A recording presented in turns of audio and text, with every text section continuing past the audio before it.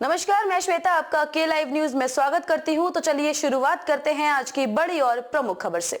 बुरी आदत है मर्यादा रखो, अरविंद केजरीवाल पर दूसरे देशों की टिप्पणी से भड़के जयशंकर।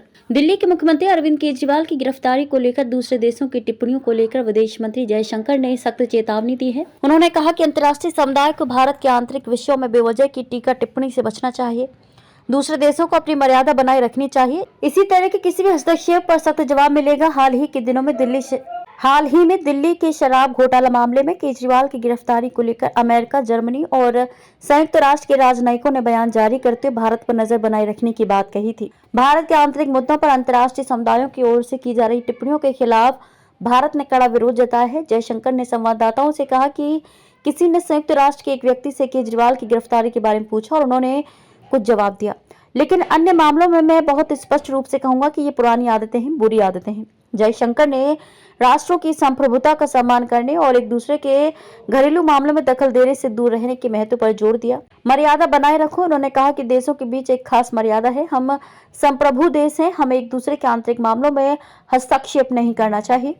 हमें एक दूसरे की राजनीति के बारे में टीका टिप्पणी नहीं करनी चाहिए। विदेश मंत्री ने कहा कि कुछ शिष्टाचार और परंपराएं होती हैं जिनका अंतर्राष्ट्रीय संबंधों में पालन किया जाना चाहिए। अगर कोई देश भारत की राजनीति पर टिप्पणी कर तो उन्हें हमसे बहुत कड़ा जवाब मिलेगा और ये हुआ भी है। जयशंकर ने आगे कहा कि हम विश्व के सभी देशों से आग्रह करते हैं कि दुनिया के बारे में आपके अपने विचार हैं, लेकिन किसी भी देश को खासकर दूसरे देश की राजनीति पर टिप्पणी करने का किसी को अधिकार नहीं है।